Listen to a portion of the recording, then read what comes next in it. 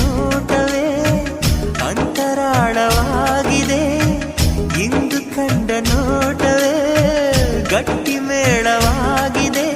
ರಾಗ ಎನ್ನಲೇ ಅನುರಾಗ ಎನ್ನಲೇ ಪ್ರೀತಿ ಎನ್ನಲೇ ಹೊಸ ಮಾಯೆ ಎನ್ನಲೇ.